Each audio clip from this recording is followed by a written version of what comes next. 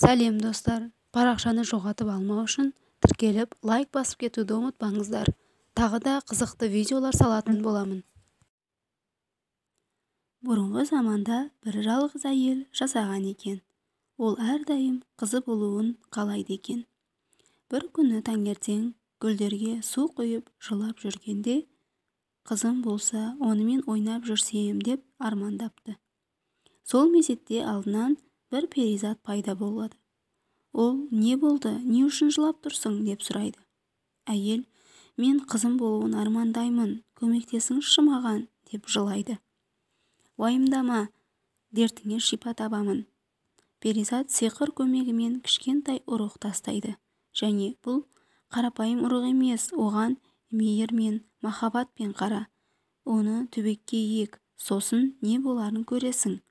Тек оны күн көзіне қоюды ұмытпа деп кетеді. Әйел ұрықты түбекке егіп, күн көзі түсетін терезе алдына қояды. Бірнеше күннен кейін ұрықтан қызғылт түсті гүл өсіп шықты. Әйел оны күнде су құйып қарайтын еді.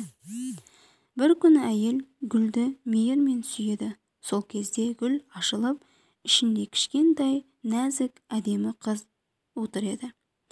Бұл менің қызым, қызым менің. Оны түйме қыз деп атаймын. Мен сенің анаңмын дейді. Сиқырлы гүл ол армандаған қызды тауып берді. Түйме қыз легенде толтырылған суда раушан гүлінің жапырағымен жүзіп ойнап жүретін еді. Бір күні ұйықтап жатқанда үлкен бақа сынық айнадан кіріп келеді. Қандай әдемі қыз, ол менің ұлыма келін болады деп қызды ұрлап әкетеді. Су ортасына түйме қызды жатқызып қояды. Ол бұл жерден ешқашан қашып кете алмайды дейді. Түйме қыз көріп, жалғыз өзі қалғанын отырып жылай бастады. Ол бақаға күйеуге шыққысы келмеді. Сол кезде анасы түйме қызды іздеп, үйінің барлық жерін іздеді, бірақ оны таба алмады. Судың астында балықтар жүзіп жүреді. Олар барлық сөздерін естіп, қызға жаны ашып, оған көмектеспекші болады. Бақалар тойға дайындалып жатқанда, балықтар жапырақтың таяғын кесе бастады. Жапырақ үзіліп, түйме қыз алысқа ағып кетеді. Балықтарға рахмет айтып, жүзе береді.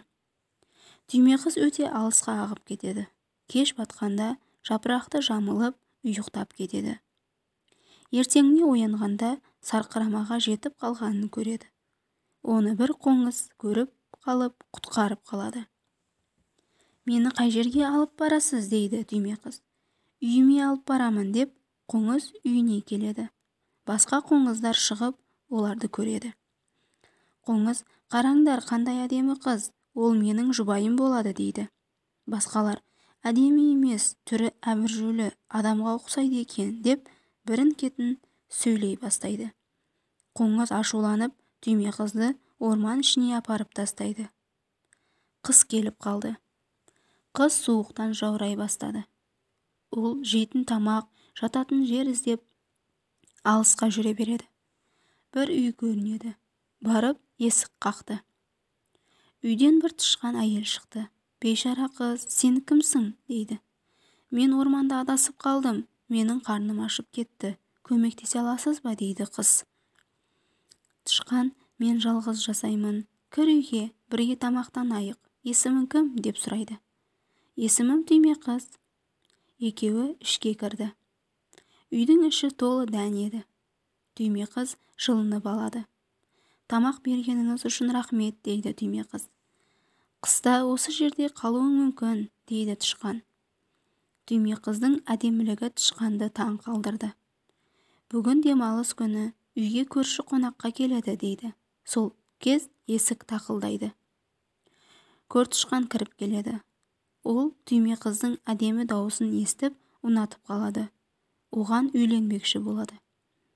Ол тышқанға, сен менің барлық дәндерімді ал, тек мына қызды маған бер дейді. Тышқан оған көнеді. Түйме қыз көртышқанға да тұрмысқа шыққысы келмейді. Ертеңіне ерте тұрып, ол қашып кетеді. Орманда адасып жүріп, жаралы бір қарлығашты кезіктірді. Бейшара құс жақындап келіп аяғындағы қанды көрді. Оған көмектеспекші болады. Дәрі байлағыштар әкеледі. Құстың аяғын байлап қояды. Құс сол кез ұша бастады және қызға рахмет айтады. Бұл жақсылығыңды қалай қайтарамын дегенде, түйме қыз артынан іздеп келе жатқан тышқандарды көріп қалады.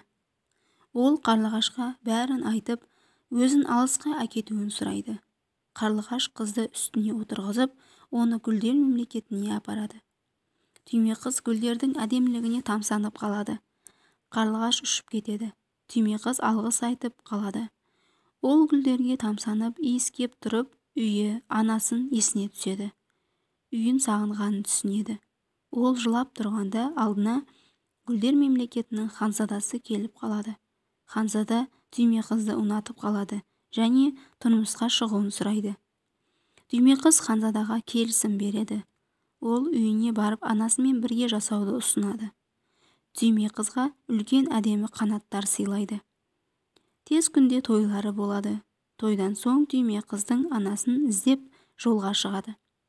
Анасы олардың қайтып келгенін көріп қатты қуанады. Олар бірге ұзақ және бақытты жасайды.